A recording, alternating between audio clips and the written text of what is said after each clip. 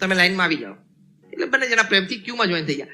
જે રીતે ક્યુ મૂવ થતી હતી ને એની પરથી ખબર પડી કે આ 2-2.5 કલાક આપણે અહીંયા બેસવાનું જ છે. આ પરિસ્થિતિમાં આપણે હોઈએ તો શું કરીએ? કે મોબાઈલ ખોલીએ, વોટ્સએપ ખોલીએ, કારણ કે સ્નોફોલ બાર હતો એટલે બીજું કંઈ ચાલવાનું તો થતું, ચાલતા જવાયું હતું નહીં. ચલો એનોય વાંધો નથી. કોઈ ઈમેલ ખોલે, 2-4 ઈમેલનો જવાબ આપવાનો હોય કરી આપે. કોઈ પડી ઉત્સાહિત આમ ગોળ ફરીને ક્યુ સાથે એક સેલ્ફી લઈ લે અને પછી પોસ્ટ કરે અને લોકો બધા ઇમોજી બધી આવવા માંડે લાગણીની. આમાંથી એક યુવાનને વિચાર આવ્યો, 26 વર્ષનો, can I help the situation? દરેક સ્નો ફોલિંગ કન્ટ્રીઝમાં આ પરિસ્થિતિ થતી જશે. આનું નિરાકરણ છે કે નહીં? હું આ લોકોને મદદ કરી શકું કે નહીં?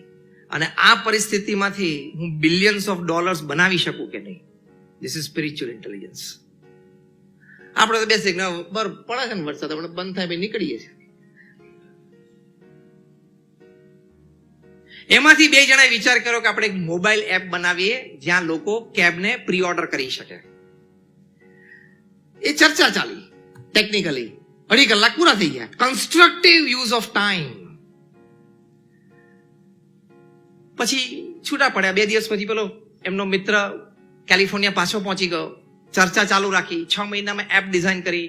લોસ એન્જલસમાં 2-4 કેબમાં, ટેક્સીમાં એમને પ્રયોગ કર્યો, સફળ. 50-100માં કર્યો, સફળ. 200-500માં કર્યો, સફળ.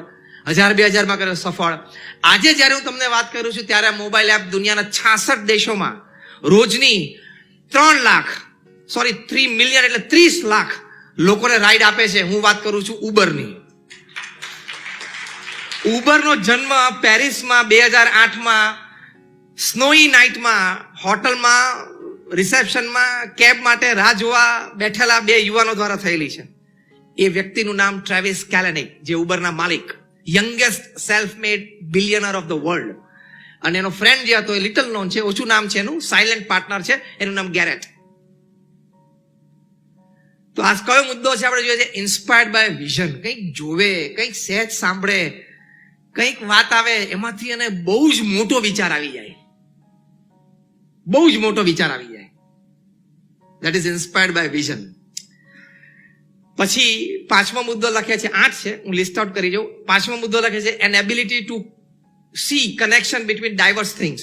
ડાયગોનલ 180 ડિગ્રી 2 જુદી દિશામાં 2 વાત હોય ને એની વચ્ચે કનેક્શન દેખાય.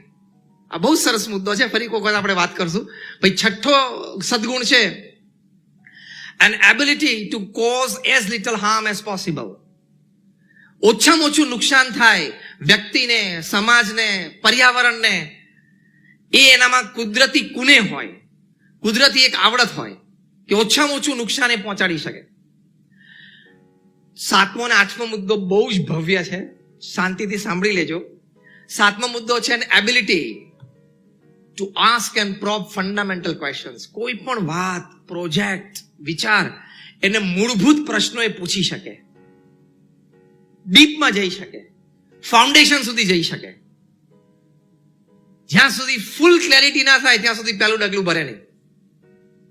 અને 8મી વાત લખે છે, an ability to work against a convention. માન્યતા અને ઢાંચાની વિરુદ્ધ જઈને કામ કરી બતાવે. પ્રમુખ સ્વામી મહારાજે લંડનમાં ભવ્ય મંદિર કરવું હતું, first project of its kind. અત્યારે એની અમે સિરીઝ ચલાવીએ છીએ, the first of its kind. તો અમે હેરોમાં જગ્યા લીધી અને ત્યાં આજુબાજુના રેસિડન્સે અમારી સામે કેસ કર્યો કે અમારી પીસ અને પ્રાઇવસી જતી રહેશે. કેસ કોર્ટમાં ચાલ્યો, સિગ્નેચર કેમ્પેઇન ચાલી અને કોર્ટનું ફૂલ એન્ડ ફાઇનલ જજમેન્ટ આવ્યું કે BAPS અહીંયા મંદિર નહીં કરી શકે. પ્રમુખ સ્વામી મહારાજ ઉપર અમારા ટ્રસ્ટીશ્રીઓએ ફોન કર્યો કે સ્વામી આપણે કેસ હારી ગયા. પ્રમુખ સ્વામી મહારાજે પહેલું જ વાક્ય બોલ્યા, જેવી ભગવાનની ઈચ્છા. C stabilise himself. બીજું વાક્ય બોલ્યા કે આપણે આપણો પુરુષાર્થ કરી લીધેલો, હવે જે પરિણામ આવ્યું ને એ સ્વીકારી લેવાનું. આ સ્પિરિચ્યુઅલ ઇન્ટેલિજન્સ કહેવાય. એટલે તમે સ્ટ્રેસમાં ના આવો. તમે સ્ટ્રેસ શબ્દ યુઝ કરેલો, સ્ટ્રેસ અને ટેન્શનમાં આવી જઈએ. એમાં 2 વાક્ય, જેવી ભગવાનની ઈચ્છા, અને બીજું મેં મારો પ્રયત્ન પૂરો કરી લીધો, મારી પાસે જે રિસોર્સ હતા મેં બધા કામે લગાડી દીધા, હવે જે પરિણામ આવે મારે સ્વીકારી લેવાનું. અને ત્રીજી વાત પ્રમુખ સ્વામી મહારાજે કરી, સી ધ ડિટર્મિનેશન, કે આપણે નક્કી કર્યું છે ને કે લંડનમાં કરવું છે એટલે કરવું જ છે, બીજી જગ્યાએ શોધવા માંડો. બીજી જગ્યા નિઝડનમાં શોધી, ત્યાં 1995 માં મંદિર પૂરું કર્યું. સ્ટોન, માર્બલ, ગ્રેનાઇટ બધું ઇટાલી અને બલ્ગેરિયાથી આવે. આ તમારા વિષયની વાત છે એટલે કહું છું. કારણ કે અહીંયાનો સ્ટોન અને અહીંયાનો માર્બલ એ લંડનની એક્સ્ટ્રીમ ક્લાઇમેટ સહન ના કરી શકે, ફાટી જાય. એટલે ત્યાંનું જ વાપરવું પડે. ત્યાંથી બધું કંડલા આવે યુરોપથી, કંડલાથી રાજસ્થાન જાય, ત્યાં ઘડાય, ત્યાંથી પાછું કંડલા આવે, કંડલાથી કન્ટેનર્સ ભરાઈને ઇંગ્લેન્ડ જાય. આ હું 95 ની વાત કરું છું, આજથી 25 વર્ષ પહેલાની વાત કરું છું. First project make in India assembled in London. Make in India project કરેલો અમે.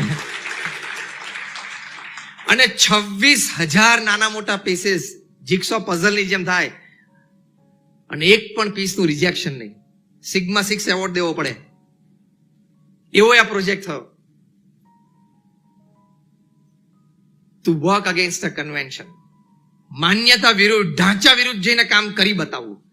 કોર્ટનો ઓર્ડર છે, સ્વીકાર્ય છે, માન્ય છે, બીજી જગ્યા શોધવા માંડો, ત્યાં કરવું છે. અને કર્યું. અને જ્યારે કર્યું ત્યારે 1995 માં રીડર્સ ડાયજેસ્ટે લખ્યું કે it is the 8th wonder of the world. દુનિયામાં 7 અજાયબી છે, પણ 8મી અજાયબી છે. અને 2000ની સાલમાં મિલેનિયમ યરમાં top 100 iconic buildings of England એમાં આને સ્થાન મળ્યું.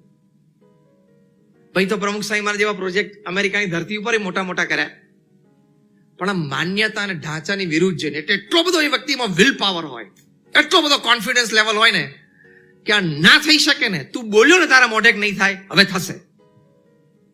આ વિલ પાવર અને કોન્ફિડન્સ. સામેવાળી વ્યક્તિ તમને કે આ ના થાય, હવે તું બોલ્યો છું ને નહીં થાય એટલે હવે તો થશે જ. આ વિલ પાવર અને કોન્ફિડન્સ. આમાં કોઈ અનીતિની ગેરકાયદે જવાની વાત નથી, નીતિ નિયમ અને કાયદામાં રહીને જ, પણ એ વિલ પાવરની વાત છે, કોન્ફિડન્સ લેવલની વાત છે. તો આ રીતે આ